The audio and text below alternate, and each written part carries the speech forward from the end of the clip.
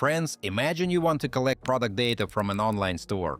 It sounds simple until the first script gets blocked, the next IP gets flagged, and a captcha appears before you even get useful results. That happens because modern e-commerce sites do not only check your IP address, they also look at the browser behind the request. If the session looks unnatural, your setup can fail before it starts. I'm Daniel, and today we'll look at Shopify scraping using gologin. First, we'll set up a realistic browser profile. Then we'll open a Shopify store, build a scraper with cursor, and see how to export the collected product data into a clean file. Guys, make sure you check out all the useful links in the description after watching this video. Gologin gives you 2 GB of free proxies and a 40% discount, so you can test a more serious scraping setup yourself. Let's get into it. Alright mates, before we touch the code, we need to understand why a basic approach often fails. Many people think e-commerce data extraction is only about sending a request and reading the response. For a quick test, that might be enough, but when you want stable results, the browser environment becomes just as important as the script. Every browser has a fingerprint. Think of it like a digital identity card. It includes system signals, browser behavior, and device details. Websites can read those signals and decide whether the session feels normal or suspicious. Folks, that is where a weak setup can expose itself. It may ignore cookies, send requests too directly, or use a browser identity that does not look like a real person. Even if the IP changes, the rest of the environment can still create red flags. So, for collecting Shopify product data, the goal is not just to pull information from a page. The goal is to make the whole session look believable from the beginning. This is where gologin helps. It is an anti-detect browser that creates isolated profiles. The platform is especially useful when you need privacy, multi-account management, or stable automation across different projects. Friends, for e-commerce research, that means you can separate browser sessions instead of running everything through one exposed setup. Each profile acts like a separate virtual browser with its own fingerprint, proxy, and saved session data. For this workflow, that matters because the store does not just see a raw bot, it sees a more realistic browsing environment, which gives the collection process a stronger foundation. And this is the main difference between a quick experiment and a setup you can actually repeat. If the browser identity looks wrong, even a clean script can start with a disadvantage. Now guys, let's create the profile for our store research workflow. Inside gologin, we can see the list of profiles. Each one works as a separate browser identity. For this demo, I create a new profile and name it Shopify Scraper, so it is easy to recognize later. In the profile summary, we can see the generated browser identity. Gologin already prepares realistic parameters for us, including browser type, resolution, and time zone. This is the browser fingerprint we talked about earlier. We can also see the font setup here. And in this case, the profile includes 139 different fonts. That may sound like a small detail, but these small signals are exactly what websites use to understand whether a browser looks natural. Next, mates, I move to proxies. A proxy works as the middle layer between our device and the target website. When the store receives a request, it sees the proxy IP instead of our real one. Gologin gives several options here.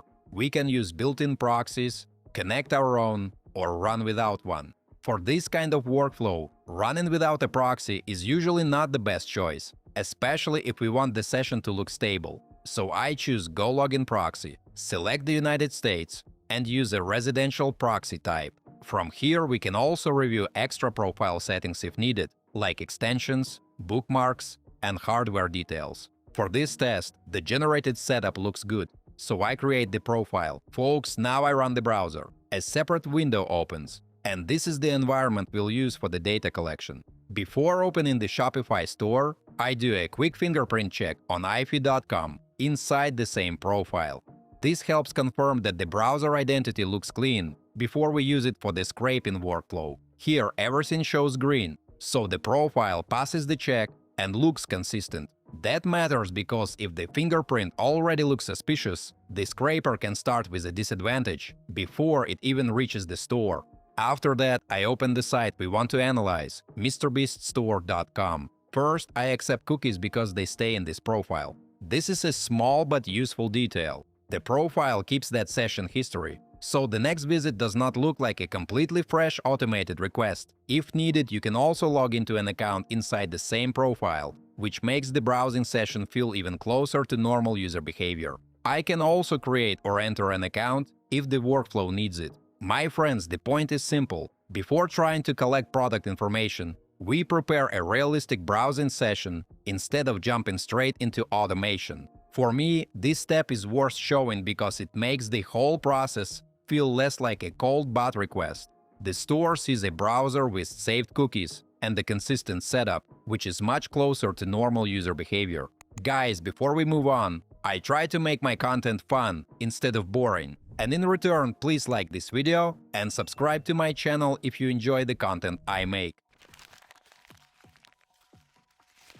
Now we move to Cursor. Cursor is useful here because I do not need to write the entire script manually. I can describe the task in plain language, and the built-in AI assistant helps us create the code. The request is focused on Shopify product data. I ask Cursor to build a script for the store and use the public Shopify products JSON endpoint. This endpoint matters because many stores provide structured catalog information through a predictable JSON path.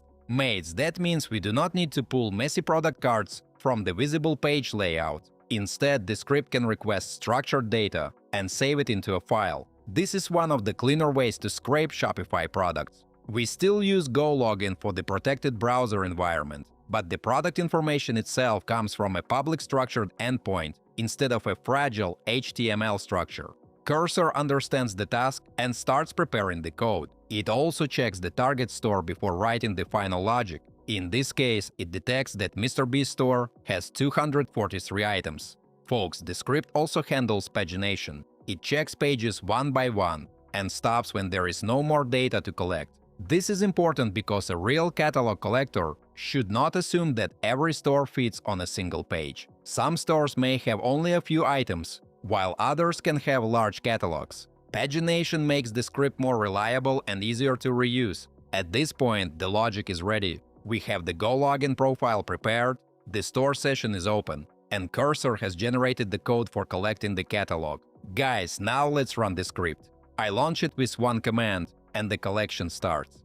In the terminal, we can see the process clearly. It checks the page, collects the items, finishes pagination, and saves the result into a file. The whole process only takes a few seconds. There are no captchas in this test, no sudden block, and no manual copying. Now I open the exported file. Here we have 243 products from the MrBeast store. Each row represents one item, and the file includes the basic product details, like title, price, and product type. You'll also find compared price, tags, and the direct product URL. Friends, this is the practical value of Shopify scraping. You can collect a catalog, monitor prices, compare discounts, track new items, or analyze product tags. For e-commerce research, this kind of structured file is much easier to work with than screenshots or manual notes. You can move the data into a spreadsheet, build a report, or connect it to your own analysis workflow. What I like about this setup is that it feels repeatable. We are not just running a random one-time script. We prepared the browser profile, used a structured endpoint, handled pagination, and saved the result in a clean format. Mates, that is the difference between a messy script and a workflow you can actually use again. And the important part is that the collection runs through the gologin profile. The store sees a realistic browser session from the United States, not a basic script with an exposed identity. For gologin Shopify scraping, this is the main advantage. The code handles the catalog, but the browser profile makes the environment more stable. So in this example, the data export is not the only win. The stronger point is that the workflow combines a realistic browser session with a structured public endpoint. That gives us a cleaner way to collect Shopify product data without relying on manual copying or a fragile page parser.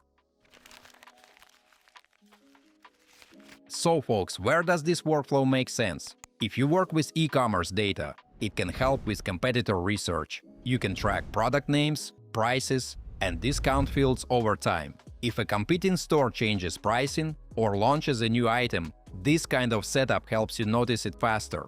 It is also useful for catalog analysis. Instead of checking items one by one, you can collect the public data into a structured file and review it in bulk.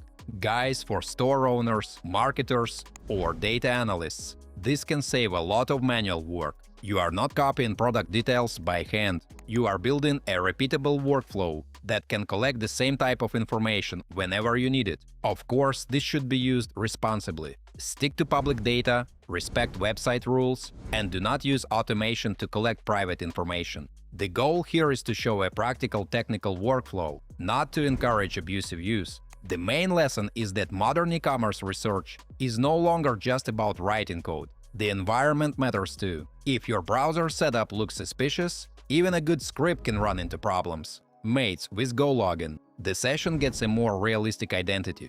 With Cursor, the code becomes faster to build. And with the Shopify products JSON endpoint, the final data comes out clean and structured. That is why this setup is useful for price monitoring, product research, and catalog tracking. You get structured data that can be reused later, while the browser layer helps the process look more stable from the website's point of view. Okay guys, here is the bottom line. If you want to collect product data from Shopify stores, the script is only one part of the process. You also need a browser environment that looks realistic enough to avoid obvious red flags. In this test, we created a gologin profile and used it to open a real store. With Cursor, we built the code and collected 243 products through the Shopify JSON endpoint. The final file was structured, clean, and ready for analysis. For me, the biggest advantage is stability. Without an anti-detect browser, a basic automation setup can look suspicious very quickly. With gologin, the workflow feels closer to a real user session, which is exactly what serious e-commerce research needs. Friends, if you want to try this setup yourself, check the link in the description. Gologin gives you 2 GB of free proxies and a 40% discount, so you can start testing a stronger Shopify data workflow. As usual, don't forget to like this video and subscribe to my channel. Thanks for watching, until next time.